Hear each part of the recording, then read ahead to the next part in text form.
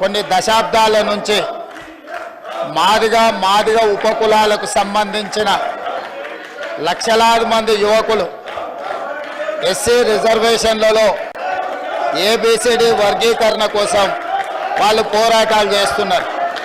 27 సంవత్సరాల నుంచి ఉమ్మడి రాష్ట్రంలో కానీ ప్రత్యేక తెలంగాణ రాష్ట్రంలో కానీ ఏబిసిడి వర్గీకరణ మీద మాదిగ ఉపకులాల యువకులు పోరాటాలు చేయడం జరిగింది.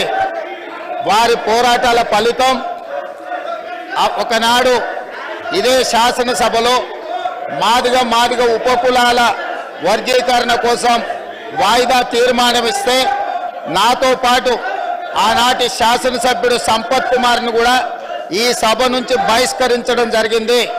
గత ప్రభుత్వం ఏబిసిడి వర్గీకరణ మీద కేంద్రానికి ప్రధానమంత్రికి విజ్ఞప్తి చేయడానికి అఖిల పక్షాన్ని తీసుకెళ్తామని చెప్పి తీసుకుపోకుండా మాదిగ సోదరులను మోసం చేయడం జరిగింది.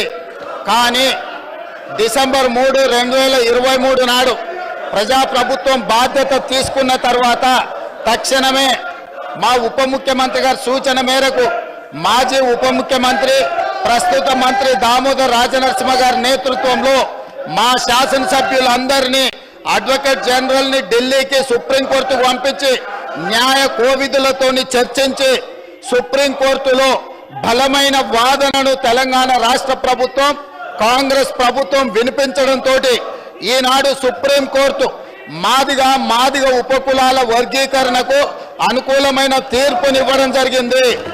నేను మనస్ఫూర్తిగా సుప్రీంకోర్టు కాన్స్టిట్యూషనల్ బెంచ్కు రాజ్యాంగ ధర్మాసనానికి మనస్ఫూర్తిగా కృతజ్ఞతలు తెలియజేస్తున్నా. 7 మంది జడ్జిలలో 6 మంది జడ్జిలు రాష్ట్రాలకు ఏబిసిడి వర్గీకరణ చెయ్యడానికి అనుమతి ఇచ్చింది. తెలంగాణ రాష్ట్ర ప్రభుత్వం తరఫున నేను స్పష్టమైన ప్రకటన చేస్తున్నా. దేశంలోనే అందరికంటే ముందు బాగానే నిలబడి తెలంగాణ రాష్ట్ర ప్రభుత్వం ఏబిసిడి వర్గీకరణ అమలు చేసే బాధ్యత మా మిత్రులు మా మంత్రివర్గ సహచరులు మేమందరం తీసుకుంటాం. అవసరమైతే ఇప్పుడు ఇచ్చిన ఉద్యోగ నోటిఫికేషన్లలో కూడా వర్గీకరణను అమలు చేయడానికి అవసరమైతే ఆర్డినెన్స్ తీసుకొచ్చి మాదిగ సోదరులకు న్యాయం చేసే బాధ్యత మేము తీసుకుంటాము.